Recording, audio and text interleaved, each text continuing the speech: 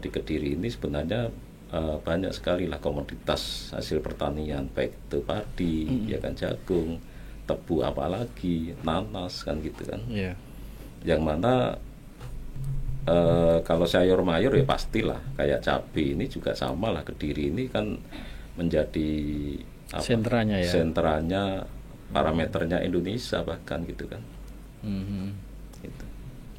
Berarti akan semakin sejahtera nanti petani-petani itu lewat program ini. Betul. Dan lewat sentuhan HKTI. Betul. Tagline-nya HKTI sekarang ini kan Tani Makmur, HKTI Jaya gitu loh.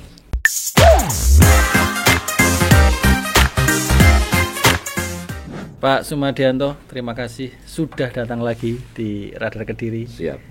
Ini yang kedua ya Pak. Iya, terima kasih atas undangannya. Nggak bosan ya Pak kesini Pak ya? Ya enggak lah, kita malah seneng akhirnya ada banyak kesempatan yang perlu disampaikan. Iya ya. Yang awal dulu saya masih ingat Pak Sumadianto pakai kopiah ya. Oh iya. Sekarang kok pakai topi koboi atau topi apa namanya? Kita ini semangatnya jadi petani, Mas.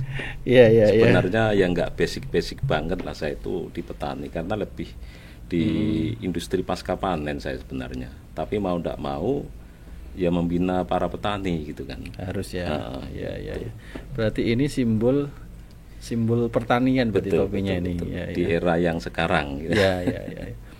Dan Pak Sumadianto ini adalah Ketua Himpunan Kerukunan Tani Indonesia, ya. Kabupaten Kediri. Dan saya membaca berita dan kemarin ada berita bahwa Pak Sumadianto ini kepilih lagi menjadi ketua HKTI. Bukannya dulu 2022 sudah menjadi ketua sampai 2026. Iya. Itu betul. gimana Pak ceritanya bisa kepilih lagi atau ada peristiwa apa itu di HKTI waktu itu? Ya begini, itu histori saat itu kan bahwa ternyata di HKTI itu ada dualisme, Mas, ternyata. Biasalah organisasi itu kan kadang begitu. Jadi di pusat sendiri ada dualisme HKTI, yaitu satu HKTI Pak Muldoko yang saya ada di dalamnya waktu itu, dan di luar itu ternyata juga ada HKTI yang ketuanya itu Pak Fadlizon. Nah itu kan. Nah di dalam perjalanan karena eranya sudah bergeser itu kan ke Pak Prabowo sekarang, sehingga Pak Fadlizon ini yang mulai naik gitu kan. Nah alhamdulillah kemarin Munas saya ngikuti di Jakarta atas permintaan DPD. Nah dari situ dipilihlah ketua umum yang baru, yang kita semua tahulah Pak Sudaryono ini adalah orang dekatnya dari Pak Presiden. Pak Wamen ya. Pak Wamen pertanian itu kan. Itu kurang lebih. Sehingga alhamdulillah karena semangat di DPD, yaitu ketua saya saat ini Pak Arum Sabil, beliau juga basicnya adalah pertanian itu kan. Itu kemarin mendeadline untuk segeralah ikut serta semua se-Jawa Timur 38 DPC itu harus ikut semua. Kita diberangkatkan 2 bis kemarin. Sehingga ya disitulah akhirnya kita berkesempatan kembali untuk ikut di Munas, sekaligus ya secara otomatis aklamasi terpilih kembali gitu kan. Kurang lebih begitu. Tanggal berapa kemarin Munasnya masih? Munasnya tanggal 24 sampai 26. Iya. Sampai tanggal 26 ya. 26 sekaligus di Munas itu besoknya itu di tanggal 26 juga ada Munas yang versi Pak Muldoko sekaligus menyerahkan tongkat estafet itu ke Pak Sudaryono sekalian. Sehingga saat ini sudah nggak ada lagi dualisme. Tinggal satu sekarang ini. Berarti nanti Pak Sumadianto memimpin HKTI Kabupaten Kediri sampai tahun berapa ini? Ini SK ini kan sedang digodok, tapi tetap sudah dikantongi sama Pak Ketua DPD, itu kita nanti di tahun 2025 sampai 2030 nanti. Sampai 2030? Betul. Cukup lama sih, Mas. Cukup lama ya, masih 5 tahun lagi. Utuh. Masih 5 tahun lagi. perjalanan yang panjang Pak nanti sampai 5 tahun ke depan. Nah, terkait dengan program, apakah program yang lama itu diusung kembali, dijalankan lagi, atau Pak Sumadianto punya program baru ini dia yang sekarang? Iya. Itu gini, kalau yang sekarang ini kita ini di bawah di DPC ini semangatnya itu ini satu komando gitu loh Mas. Menunggu arahan perintah dari atas. Karena yang jelas di atas ini semangatnya luar biasa Mas. Dan kebetulan Pak Wamen yang terpilih Pak Sudaryono itu juga luar biasa semangatnya gitu kan. Sehingga saya rasa nggak perlu membuat program kalau yang sekarang, karena program ini sudah ditata dari DPN, Dewan Pimpinan Pusat, yang turun ke DPP, terus selanjutnya ke DPC tingkat kabupaten dan kota. Nah, banyak sekali program dari atas itu Mas, kita nggak perlu membuat program kalau yang era sekarang ini. Gitu ya. Iya, betul. Berarti program dari atas, kemudian yang di kabupaten dan kota tinggal menjalankan program itu. Betul. Ada program apa Pak dari pusat? Kemarin di Monas itu bahwa HKT ini sangat akan dilibatkan di dalam suplai bahan baku untuk makan bergizi gratis melalui Kopdes Merah Putih yang ada di desa-desa. Seperti di kabupaten ini ada 344 desa dan 1 kelurahan itu kan, itu akan terbentuk. Dan alhamdulillah kabupaten ini kan baru semua Mas ininya nanti Kopdesnya itu. Enggak ada koperasi yang ditingkatkan, enggak ada. Itu programnya Pak semua. Presiden itu ya yang Koperasi Merah Putih. Betul. Nah, di situ kesempatan kita ini membina kelompok tani atau petani untuk ikut serta suplai ke Kopdes Merah Putih itu. Itu seperti apa sih Pak konsepnya nanti kalau Kopdes Merah Putih? Konsepnya yang jelas itu begini, bahwa di dalam ADART yang terbaru kemarin saya sempat baca itu bahwa Kopdes ini masuk di dalam HKTI Mas. Kopdes masuk dalam HKTI.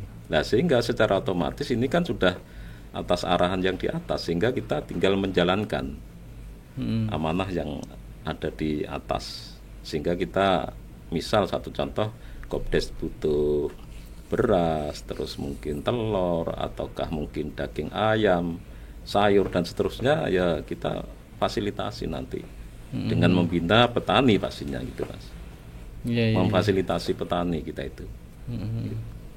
Ini sudah terbentuk di Kabupaten Kediri. Apanya itu Mas? Kopdes itu. Kalau nggak salah tempo hari saya itu kan ada beberapa pengurus HKT ini kan kepala desa kebetulan. Saya tanya Mas, bahwa saat itu di deadline sama Mas Bub untuk segera. Jadi baru semua ini dalam ini sudah terbentuk semua di kabupaten itu. Sudah deklarasi ya kalau nggak salah itu tempo hari. Semua di desa. Betul. 344 desa dan 1 kelurahan ya Pak. Dan per tanggal 1 Juli Kopdes ini sudah diperbolehkan untuk mengajukan pinjaman ke Himbara Mas. Per tanggal 1 Juli itu. Iya. Berarti kalau boleh dibilang sekarang lebih mudah tugasnya di HKTI. Sebenarnya lebih susah karena dulu kan punya program sendiri ya. Kalau yang sekarang kan tinggal arahan dari pusat, kita tinggal menjalankan gitu. Bagaimana Pak? Kalau menurut saya sih lebih mudah Mas. Lebih mudah menurut saya. Karena apa yang jelas sudah ada arahan, ada petunjuk, ada program, kita tinggal menjalankan. Ya, sehingga kita melayani apa yang menjadi semangat yang di atas, baik dari Pak Menteri Pertanian dan Wakil, itu kita hanya membantu melayani gitu aja. Kalau yang di atas gasnya ini kenceng, ya kan, bahkan jadi tagline-nya Pak Wamen itu gaspol rem blong. Oh, nggak ada remnya Pak? Bahaya loh Pak. Nah, ya. Begitu katanya itu. Ada remnya tapi tipis-tipis. Tapi goalnya nanti tetap ya kesejahteraan petani Pak. Pastinya begitu Mas. Yang jelas kita lihat saat ini kan di era Pak Amran yang saat ini kan kita semua tahulah bahwa stok beras saat ini terbesar sepanjang sejarah itu Mas. Bayangkan sampai 4 juta ton Mas. 4 juta ton. 4 juta ton. Sebelumnya kan belum pernah itu juga. Artinya betapa pemerintahan yang sekarang ini ingin betul-betul fokus kepada pangan gitu Mas. Tidak hanya beras kan, pastinya pangan. Yang namanya pangan kan banyak itu kan. Yeah. Gitu. Salah satunya beras itu, yang kedua juga jagung. Alhamdulillah kan juga terakhir kalau nggak salah kemarin ekspor ke Malaysia Mas Malan, jagung itu kan. Jagung ya. Dipimpin sama Pak Prabowo langsung 1.200 ton itu. Kan besar tuh pasti. Yeah. Biasanya selama ini jagung itu bahkan impor dari negara lain kan. Sehingga peternak itu kan banyak ngeluh tempo hari. Sekarang enggak, kan stabil harga jagung saat ini kan. Iya. Beserta harga telurnya kan juga sudah ada HET sekarang. Gitu. Kalau ngomong peternakan ini gitu. Kondisi di Kabupaten Kediri sendiri bagaimana Pak? Apakah sama dengan daerah-daerah lain? Misalnya berasnya, kemudian jagung dan beberapa komoditas lain, apakah surplus yang di Kediri? Kalau yang di Kediri ini saya belum tahu persis angkanya sih Mas, karena kan kayak saya sendiri ini bukanlah akademisi, saya lebih ke praktisi kan, jadi yang ada di lapangan. Kalau saya lihat, saya baca itu kan bahwa di Kediri ini sebenarnya banyak sekali lah komoditas hasil pertanian, baik itu padi, ya kan, jagung, tebu, apalagi nanas kan gitu kan. Yang mana kalau sayur mayur ya pastilah kayak cabai ini juga sama lah, Kediri ini kan menjadi sentranya parameternya Indonesia bahkan gitu kan. Gitu. Berarti akan semakin sejahtera nanti petani-petani itu lewat program ini. Betul. Dan lewat sentuhan HKTI. Betul. Tagline-nya HKTI sekarang ini kan Tani Makmur, HKTI Jaya gitu loh. Ini tagline baru atau yang sudah lama? Baru Mas ini. Baru. Ini kita harus menggaungkan kemana-mana ini. Tani Makmur, HKTI Jaya.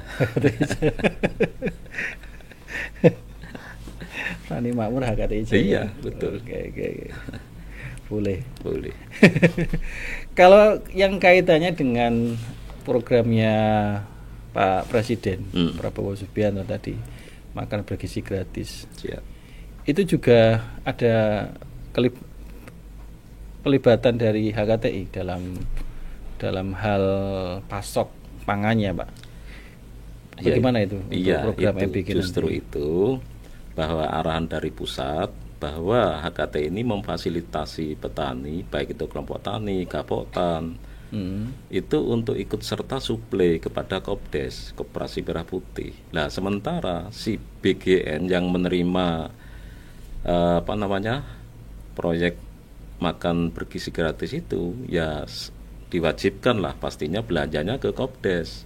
Karena semangatnya ini kan memang memotong rantai pasok selama ini gitu loh Mas, yang juga digembar-gemborkan bahwa inginnya ini memotong yang di tengah, middleman ini mau dipotong, sehingga harapannya bahwa semakin pendek rantai pasok, HPP ini bisa ditekan sehingga yang menerima manfaat ini banyak, petani mendapat manfaat, pembeli juga mendapat manfaat gitu loh Mas. Yang selama ini ternyata cukup besar yang jatah untuk middleman itu. Itu harapannya, sehingga dari Kementerian Koperasi sendiri sangat pede Pak Budi Ari bahwa dengan adanya Kopdes ini bisa mensejahterakan petani dan masyarakat di desa. Pastinya kan lebih hemat Mas. Iya. Karena yang pasti bahwa uang ini akan berputar di bawah itu loh, menurut beliau dan juga menurut saya sebagai pebisnis ya memang kurang lebih begitu, akan berputar di bawah uang ini untuk ke depan. Nah, bayangkan berapa triliun itu Mas yang akan digelontorkan. Ya, betul. Satu contoh aja lah di kabupaten 344. Kalau per satu Kopdes ini nanti sama Himbara diberikan kredit lah 3 sampai 5 miliar kali 344 berapa Mas itu? Sehingga untuk belanja produk pertanian kan berputar Mas di situ. Nah, dengan rantai yang dipotong itu secara otomatis petani kan mendapat manfaat itu. Ya. Sudah HET-nya dijaga ya kan. Gitu. Nah itu kurang lebih. Memang harus makmur petani ini. Itu yang termasuk distribusi pupuk juga berarti ya? Secara otomatis Mas. Secara otomatis, cuman kalau pupuk ini apakah nanti akan dihandle sama Kopdes, ini saya yang belum dapat info sih Mas kalau pupuknya. Tapi kalau yang produk sembako bahkan sama apotek atau toko obat itu ada nanti di Kopdes. Tapi kalau pupuk saya belum dapat update ini. Oh iya. Saya bisa membayangkan nanti kalau misalnya itu berjalan sesuai rencana ya, insya Allah bisa bagus. Iya, mudah-mudahan begitu Mas. Kita ikut mendukung daripada program ini melalui HKTI terutama saya itu. Iya. Berarti HKTI hanya ini aja Pak ya, mendorong semua program-program itu. Betul. Ada perubahan ini Pak di struktur organisasinya?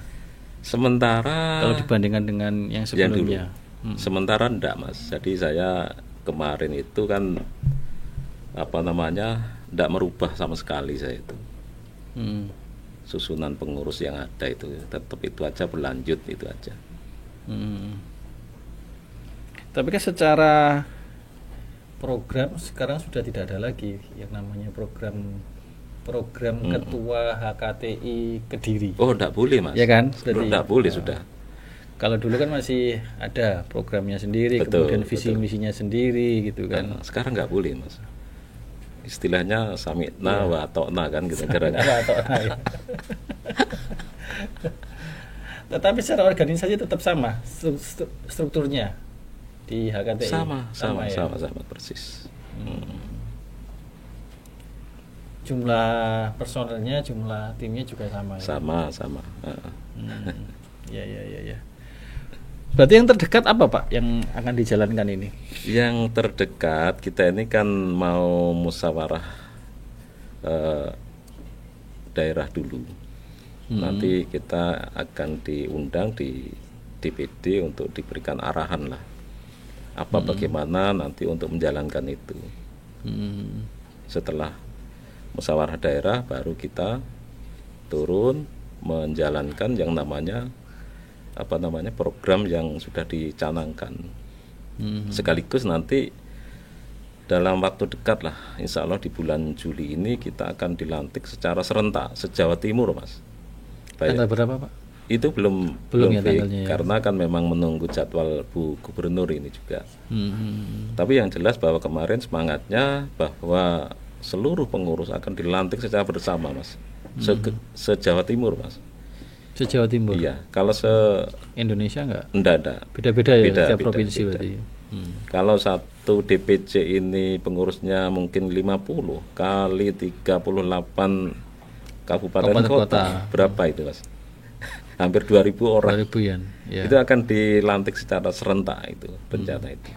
Nah itulah kemarin kenapa kita itu diminta cepat gitu loh, nggak bisa lagi nunggu ini dan seterusnya, rapat dan seterusnya, sehingga yang ada aja udah kita suguhkan.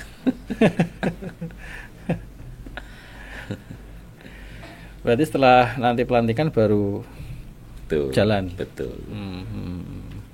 Selain fokus ke Koperasi Desa Merah Putih Pak, apalagi Pak kira-kira nanti fokus HKTI di daerah? Kalau itu sih menurut saya untuk mendukung program pemerintah swasembada pangan ini sudah sangat Capek Mas itu nanti. Begitu ya Pak? Iya, Mas, udah banyak sekali program itu untuk itu nanti. Saya rasa kok fokus ke situ aja udah wes apapun lah. Karena nanti semua itu masuk Mas ke program. Baik sayur mayur, buah, ya kan? Di situ semua. Nanti kan ke situ semua toh Mas. Ya, ya, ya. Nah, itu. Jangan melebar daripada itu menurut saya. Malah apa ya? Enggak pas nanti. Berarti semua komoditas berarti ya? Yaitu peternakan, perikanan. Termasuk ya peternakan ya? Perikanan juga Mas. Peternakan, perikanan juga masuk di sana? Iya. Perikanan, peternakan, sayur mayur pasti kan kebutuhan yang lain semua itu masuk ke situ. Cuma kalau nanti susu ini juga sebenarnya kan masih dalam penggodokan ya Mas, artinya kan belum tentu nanti Kopdes ini menerima langsung susu segar dari ini kan belum tentu kan, mesti harus diproses kan Mas itu kan. Itu harus pabrikan kan gitu kan. Gitu. Susu Pak?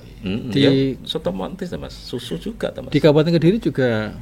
Iya, di Kabupaten salah satu penghasil susu. Betul. Di daerah mana ya? Kabupaten Kediri ini juga banyak Mas. Kebetulan saya juga salah satu ketua pengawas KUD di Wates. Itu juga menghasilkan susu, membina peternak susu gitu kan. Dan di Kabupaten Kediri juga ada KPUB yang kelompok KUD yang se-kabupaten ini tergabung di situ. Kalau memang itu bisa, misalkan teman-teman KUD ini maulah sedikit ngoyo gitu kan untuk memproses susu itu untuk siap konsumsi, itu kan peluang Mas sebenarnya. Nah cuma masalahnya kan ya saya lihat ya teman-teman pengurus KUD ini usianya memang cukup cukup agak sedikit agak inilah semangatnya agak berkurang gitu loh. Sudah sepuh atau gimana? Nah, itu. Kok gak enak ngomongnya. Sebenarnya kalau mau inovasi itu Mas, itu sebenarnya menarik gitu loh. Karena kan otomatis Mas. Added value-nya itu dimiliki sama KUD Mas sebenarnya. Tapi pastinya kan harus investasi Mas itu kan. Nah, pasarnya sudah terbuka. Cuma masalahnya itu teman-teman ya wis oke lah biarkan. Sentra susu itu di Wates dan Ngancar ya? Ngancar kalau banyak, di Kabupaten Wates ada, di Kabupaten banyak kok. Enggak hanya 2 kecamatan itu? Bunda diwadahi sama itu KPUB itu yang di mana itu Kandangan kalau nggak salah itu. Itu besar kok di kabupaten ini. Cuma belum terkenal dibandingkan dengan Batu dan Malang. Betul. Tapi cukup diperhitungkan guys sebenarnya. Yang dari Kabupaten Kediri. Iya. Itu menarik Mas sebenarnya. Menurut saya sih. Kayak saya ini kan juga praktisi bisnis. Kalau melihat peluang kayak gitu itu keri sebenarnya. Cuman gimana apakah kita nggak memberikan kesempatan kepada teman-teman KUD gitu loh. Yang mau inovasi. Ya. Kan harus lah Mas. Mereka kita rangkul, kita dorong itu. Selama ini susu itu hanya dijual ini Pak itu mentahnya saja, nggak diolah sama sekali berarti? Belum. Jadi produk olahan susunya belum ada. Belum. Jadi KUD itu menampung susu dari peternak, setelah itu ditampung di KPUB untuk didistribusikan ke pabrik-pabrik besar seperti Nestle gitu Mas. Tapi sebenarnya Mas saat era sekarang ini kan ekonomi kreatif itu hidup Mas. Saya pernah dengar dan tanya itu kepada teman-teman yang kafe-kafe kecil itu loh Mas. Ya. Itu kebutuhannya juga nggak sedikit Mas. Dan harga jualnya itu cukup tinggi. Jadi suatu contoh lah susu dari KUD ini mungkin kisaran sekitar 4.000-an itu kan. 1 liter itu pun murni Mas. Sedangkan di kafe itu kan ditambah dengan berbagai macam bahan tambahan, toh, Mas. Ya. Air terutama kan. Jadi berapa liter, Mas? Ya, makin banyak. Nah, coba akhirnya satu gelas itu akhirnya jadi harga berapa? Itu menghidupkan ekonomi kreatif juga sebenarnya. Dan ini sudah jalan sebetulnya yang susu dikirim ke kafe-kafe itu. Sudah jalan, Mas, kayak yang di Kediri itu apa ya, merek Matam atau apa itu kan susu fresh itu, Mas. Beli satu kaleng gitu kan, terus diproses. Dan itu dari peternak di Kediri susu itu ya? Enggak, dari KUD, Mas. Dari KUD. Dari KUD. Gitu. Tinggal mengolah dari susu ke produk lain yang belum. Betul. Itu. Nah, itu nanti kalau bisa masuk ke dalam program MPG ini kan luar biasa, toh, Mas. Artinya KUD yang mau berinovasi kan mendapat manfaat itu. Iya kan?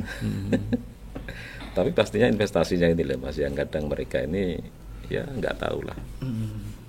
Itu. HKTI masuk ke situ juga nggak, Pak? Kemana itu? Yang mendorong produk olahan susu itu. Ya, kita nanti tetap memberikan masukan lah, Mas, supaya ikut serta lah, supaya added value-nya bisa masuk ke minimal ke KUD-nya lah, supaya KUD ini juga ikut maju nanti, meskipun di Kabupaten Kediri ini tidak ada Kopdes yang pengembangan dari KUD dan koperasi lain, semua baru soalnya. Kita dorong, ayolah ikut serta suplai sesuai dengan sumber daya yang ada. Itu. Dan banyak ya kalau misalnya mau diolah lagi ya, jadi yogurt, jadi permen susu. Mas. Produk turunannya itu susu banyak. Banyak produk turunannya. Itu. Belum nanti minum-minuman yang itu tadi yang beraneka rasa itu kan sekarang kan tren tuh, Mas. Iya. Gitu. Ini juga PR-nya HKTI juga, Pak. Iya. Kita akan ikut dorong lah. Cuma yaitu tadi bahwa bagaimana keputusan di KUD-nya masing-masing, Mas, nggak bisa. Kita paksakan kan nggak bisa, Mas. Gitu. Kendala berarti di itu ya, investasinya berarti ya. Bukan investasi sih menurut saya, Mas, di SDM-nya pengurus lah menurut saya. Artinya kan juga sama lah, yang namanya program itu ada aja yang jalan, ada yang nggak jalan, toh, Mas. Itu kan juga tergantung SDM pengurus nanti kan. Iya. Sama juga si Kopdes ini kan nantinya juga akan begitu, toh, Mas. Iya. Ada yang nanti larinya kenceng, ada yang lambat dan seterusnya kan. Iya. Nah, ini agak terakhir, Pak. Pak Sumardianto bisa membayangkan nggak kira-kira kalau tadi tagline-nya adalah petani makmur, HKTI Jaya, betul ya, Pak? Iya. Nah, itu nanti kira-kira seberapa makmur para petani kita? Karena ini kalau kita mau ngomong petani, Pak, siapa sekarang yang mau jadi petani, apalagi yang anak-anak muda, anak-anak milenial, anak-anak generasi Z, hampir sama sekali tidak mau jadi petani. Nah, kalau misalnya ada iming-iming atau ada masa depan yang cerah menjadi seorang petani, itu kan akhirnya generasi muda di bawah kita mau terjun jadi petani dan mereka jadi makmur. Nah, kira-kira seberapa makmur nanti para petani kita? Ya, yang jelas itu gini, saat ini Pak Prabowo ini juga jelas sekali melalui Bappenas ini kan banyak terlibat, Mas, di dalam produk-produk pertanian. Jadi betul-betul pemerintah ini hadir di tengah-tengah petani gitu kan. Artinya untuk harga pun selalu dijaga. Itu insya Allah petani ini nggak sampai rugi gitu kan. Sehingga ini harapannya bahwa ini juga akan menarik bagi calon-calon petani yang generasi milenial dan generasi zilenial ya, Mas, itu untuk bisa masuk ke sektor itu, karena kalau sudah pemerintah hadir dan ikut mengawasi menjaga harga itu, saya rasa kok ini menarik menurut saya, sesuai dengan passionnya, Mas. Artinya kalau petani Padi jelas sekali sudah ada HET-nya itu kan, telur juga sudah ada HET, bahkan ayam pedaging juga sudah ada HET gitu kan, jagung juga sudah ada, termasuk ketela itu juga sudah ada HET loh Mas, sehingga harusnya ini menjadi semangat lah untuk adik-adik generasi milenial dan zilenial untuk ke depan. Dan juga banyaklah kemudahan di dalam pembiayaan dari himbara nanti pastinya itu. Yang penting ayolah bersemangat di era Pak Prabowo ini, memang semangatnya adalah swasembada pangan. Kalaupun mungkin untuk luasan lahan ini kalau di Kabupaten Kediri ini terbatas Mas, kan bisa tuh Mas keluar pulau, kan disiapkan juga Mas di sana. Luar Jawa maksudnya? Luar Jawa. Contoh kemarin di Papua kan juga dibuka lahan sangat besar kan di situ, dan itu diperlukan kan petani-petani muda, dan bahkan digaransi loh Mas untuk gaji kalau nggak salah 10 yang juta. Yang di Merauke itu ya? Itu kan. Estate.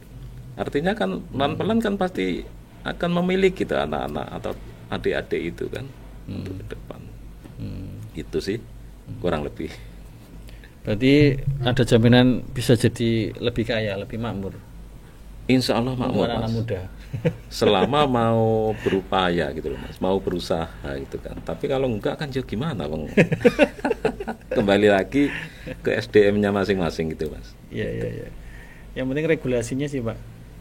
Regulasi dari pemerintah, ya betul ya. Betul. Kemudian pelindungan terhadap petani. Betul. Terus kemudian harga pasca panen itu. Iya. Betul ya Pak? Betul. Ya itu memang arahnya itu semua kan di situ, bahwa Pak Menteri Pertanian kan menyampaikan lah kemana-mana, jangan mengganggu sektor pertanian. Jelas sekali Mas, tegas itu. Ditabrak nanti. Pak Amran ya? Iya, Pak Amran Sulaiman. Iya, Pak Amran Sulaiman yang katanya Pak Wapres nggak pernah di kantor. Nah itu dia. Kan bener kan? Selalu di sawah. Selalu di sawah. Oke, terima kasih Pak Sumadianto. Ini 30 menit ya Pak? Alhamdulillah. Oke, terima kasih. 30 menit kita ngobrol soal HKTI Kabupaten Kediri dan harapan petani kita, dan kemudian harapan juga untuk calon-calon penerus adik-adik kita yang mau jadi petani supaya nggak kerja kantoran semuanya Pak. Iya benar. Harus ada jadi petani, karena penting Pak ya, pangan itu sangat penting. Ya sangat penting. Betul. Bagi suatu negara. Kalau kita nggak punya ketahanan pangan, semuanya impor, bahaya ini. Bahaya.